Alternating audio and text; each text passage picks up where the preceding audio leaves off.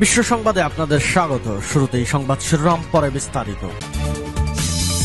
দখলদার ইহুদিবাদী ইসরায়েল এবং ফিলিস্তিন যুদ্ধকে কেন্দ্র করে ইতোমধ্যেই ইরানের সাথে যুদ্ধে জড়িয়ে গেছে ইসরায়েল। আর রক্ষা নাই, ইসরায়েলের কলিজায় হামলা করতে এবার ইরান পুরোপুরি প্রস্তুতি নিয়েছে। আমাদের হাতে এসেছে সর্বশেষ ভয়ঙ্কর আপডেট সংবাদ। ঈদের পরেই কপাল পুড়ল দখলদার ইহুদিবাদী ইসরায়েলের। আগামী 24 থেকে 48 ঘন্টার মধ্যেই ইসরায়েলে হামলা চালাতে পারে ইরান। এরপর জানাবো, অস্ট্রেলিয়ার পর ফিলিস্তিনকে রাষ্ট্রের স্বীকৃতি দিতে প্রস্তুত ইউরোপ। এদিকে যুদ্ধের জন্য প্রস্তুত হওয়ার বার্তা কিমের। জানিয়ে দেব ইরান ইসরায়েলের মধ্যে উত্তেজনা, যা বলল রাশিয়া। এবং সর্বশেষ জানিয়ে দেব, জম্মু কাশ্মীর ফিরে পাবে রাজ্যের মর্যাদা, নির্বাচনও হবে, ঘোষণা দিয়েছেন কট্টরপন্থী হিন্দুত্ববাদী নরেন্দ্র মোদীর সরকার। এতক্ষণ শুনছিলেন সংবাদ শিরোনাম, এখন বিস্তারিত। অনুরোধ থাকবে ভিডিওটিতে একটি লাইক দিন, কমেন্টস করে জানিয়ে দিন আপনি কোন জেলা থেকে বা কোথা থেকে এই সংবাদটি শুনছেন। ভিউয়ার্স, আজকে সংবাদের সব থেকে গুরুত্বপূর্ণ বিষয় হচ্ছে দখলদার ইহুদিবাদী ইসরায়েলের কলিজায় এই রমজানের শেষে এবং ঈদ উদযাপনের পরেই হামলার ঘোষণা দিয়েছে ইরান। ইরান 24 থেকে 48 ঘন্টার মধ্যেই ইসরায়েলকে ধূলিসাৎ করে দিবে, এমনই সংবাদ প্রথমেই আপনারা শুনতে পাবেন। আপনি কি বিশ্বাস করেন ইরান যদি এই যুদ্ধে সত্যি 48 ঘন্টার মধ্যে হামলা চালায়, ইসরায়েল ধূলিসাৎ হয়ে যাবে? কারণ ইসরায়েলকে চারদিক থেকে ঘিরে ফেলেছে মুসলিম শক্তিধর দেশ। আর ইরান হিজবুল্লাহ এবং হামাসকে আগে থেকেই অস্ত্র গোলাবারুদ দিয়ে সহযোগিতা করে আসছিল, এমনটাই ধারণা ইসরায়েলের। কারণ ইসরায়েল এই যুদ্ধে কোনোভাবেই পেরে উঠছিল না। আর এবার সরাসরি ইরান ঘোষণা দিয়েছে ইসরায়েলে হামলা চালানোর জন্য। তাহলে তো বোঝাই যাচ্ছে আর রক্ষা নাই ইসরায়েলের। ইনশাআল্লাহ অচিরেই ফিলিস্তিন একটি স্বাধীন মুসলিম রাষ্ট্রে পরিণত হবে এবং ধূলিসাৎ হয়ে যাচ্ছে ইসরায়েল। এতে আপনি কি আনন্দিত? তাহলে এই ভিডিওতে আপনার মতামত লিখে জানান।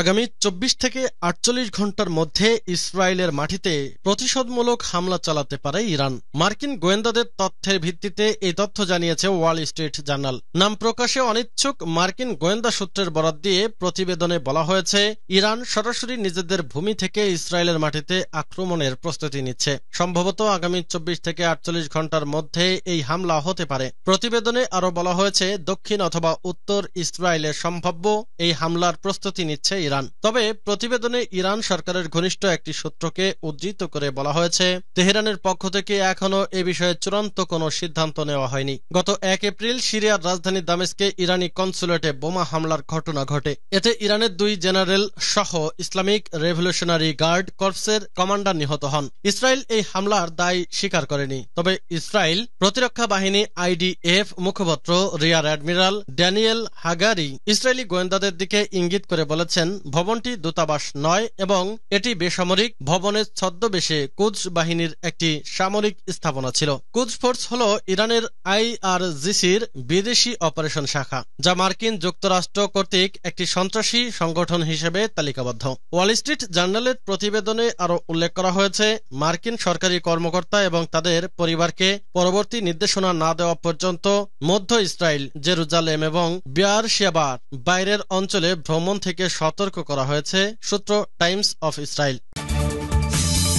অস্ট্রেলিয়ার পর ফিলিস্তিনকে রাষ্ট্রের স্বীকৃতি দিতে প্রস্তুত ইউরোপ। অস্ট্রেলিয়ার পর এবার ফিলিস্তিনকে রাষ্ট্রের স্বীকৃতি দিতে প্রস্তুত ইউরোপীয় ইউনিয়নের EU সদস্য দেশ স্পেন। এ বিষয়ে স্পষ্ট ইঙ্গিত রয়েছে বলে জানিয়েছে স্পেনের প্রধানমন্ত্রী পেদ্রো সানচেজ। শুক্রবার 12 এপ্রিল বার্তা সংস্থা রয়টার্স এ তথ্য জানিয়েছে। প্রতিবেদনে বলা হয়েছে, ফিলিস্তিনকে রাষ্ট্রের স্বীকৃতি দেওয়ার বিষয়ে সমর্থন আদায়ের জন্য সম্প্রতি কূটনৈতিক প্রচার শুরু করেছে স্প্যানিশ প্রধানমন্ত্রী। শুক্রবার অসলোতে নরওয়েজিয়ান প্রধানমন্ত্রী জোনাস গাহর স্টোরির সঙ্গে দেখা করে এ বিষয়ে আলোচনাও করেছেন তিনি। বৈঠক শেষে সানচেজ জানিয়েছেন, EU এর সদস্য দেশগুলো ফিলিস্তিনকে রাষ্ট্রের স্বীকৃতি দিতে প্রস্তুত। এ বিষয়ে তাদের মধ্যে স্পষ্ট ইঙ্গিত রয়েছে। এদিকে ইউরোপীয় কাউন্সিলের প্রেসিডেন্ট চার্লস মাইকেল বলেছেন, ফিলিস্তিনকে রাষ্ট্রের স্বীকৃতি দিতে ইচ্ছুক ইউরোপীয় দেশগুলোকে একযোগে এগিয়ে যেতে হবে। তাহলেই যুদ্ধবিধ্বস্ত অঞ্চলটিতে শান্তি প্রতিষ্ঠায় উল্লেখযোগ্য অগ্রগতি অগ্রগতি সম্ভব হবে। ফিলিস্তিনকে সার্বভৌম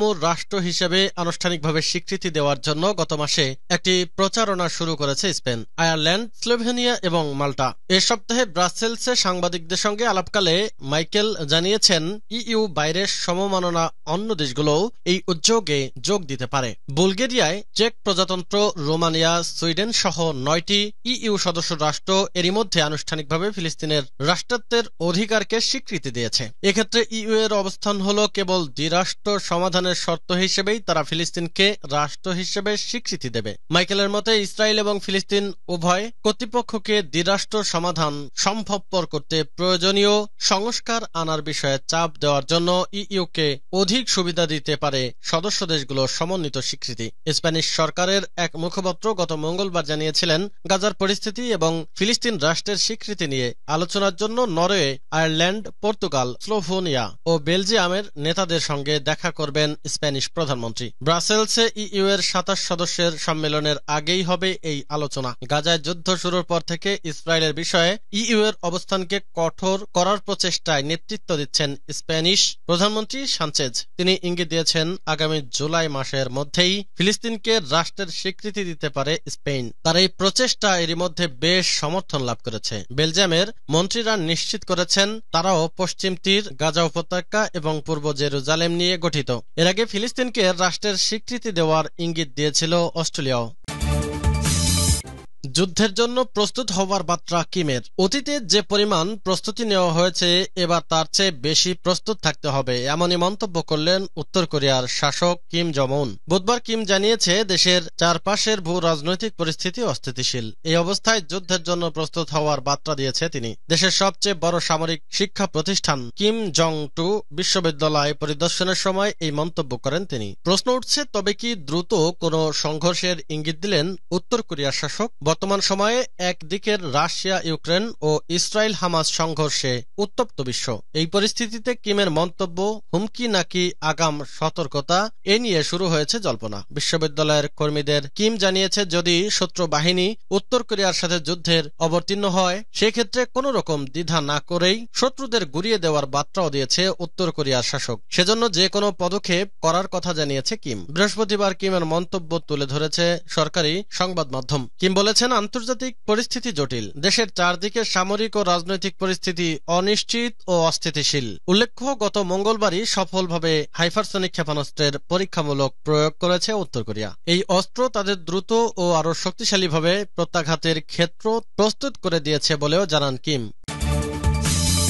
ইরান ইসরায়েলের মধ্যে উত্তেজনা, যা বলল রাশিয়া। ইরান ও ইসরায়েলের মধ্যে উত্তেজনা বৃদ্ধি পেয়েছে। এ অবস্থায় সবাইকে সংযত থাকার আহ্বান জানিয়েছে রাশিয়া, জার্মানি ও যুক্তরাজ্য। এদিকে ইরান ও ইসরায়েলের বিরোধের কারণে পুরো মধ্যপ্রাচ্যেই উত্তেজনা ছড়ানোর শঙ্কা দেখা দিয়েছে। গত এপ্রিল সিরিয়ার দামেস্কে ইরানি দূতাবাসে ইসরায়েলি হামলার প্রতিশোধ নিতে একের পর এক হুমকি দিয়ে আসছে ইরান। আবার ইরানের নাম না নিলেও হামলা হলে পাল্টা হামলার হুঁশিয়ারি ইসরায়েলের প্রধানমন্ত্রী বেনিয়ামিন নেতানিয়াহু। সম্প্রতি ইসরায়েলের প্রধানমন্ত্রী বেনিয়ামিন নেতানিয়াহু বলেছেন, আমরা চ্যালেঞ্জিং সময় পার করছি। গাজায় অভিযান অব্যাহত রেখে জিম্মিদের ফিরিয়ে আনার চেষ্টা করছি। অন্যদিকে অন্যান্য জায়গা থেকে চ্যালেঞ্জের জন্য প্রস্তুতি নিচ্ছি। আমাদের ওপর হামলা হলে পাল্টা হামলা করব।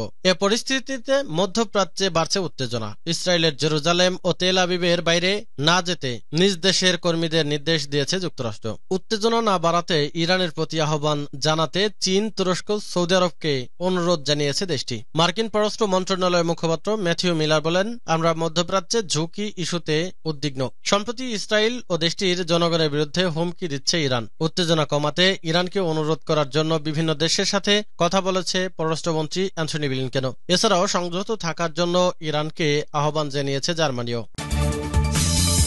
জম্মু কাশ্মীর ফিরে পাবে রাজ্যের মর্যাদা, নির্বাচনও হবে বলছেন মোদী। খুব শীঘ্রই ভারতের জম্মু কাশ্মীরকে রাজ্যের মর্যাদা ফিরিয়ে দেওয়া হবে বলে জানিয়েছে দেশটির প্রধানমন্ত্রী নরেন্দ্র মোদী। রাজ্যের মর্যাদা ফিরে পাওয়ার পরেই সেখানে বিধানসভার নির্বাচনও অনুষ্ঠিত হবে। শুক্রবার নির্বাচনী প্রচারণায় এসব কথা বলেন তিনি। উধমপুর এবং জম্মু লোকসভা কেন্দ্রে বিজেপি প্রার্থীদের সমর্থনে জম্মু কাশ্মীরের উধমপুরে একটি নির্বাচনী জনসভায় ভাষণ দিতে গিয়ে নরেন্দ্র মোদী বলেন, আপনারা অনেক কষ্ট সহ্য করেছেন, আমি আপনাদের জন্য একটা বড় স্বপ্ন দেখেছি। আমরা শীঘ্রই রাজ্যের মর্যাদা পুনরুদ্ধার করব।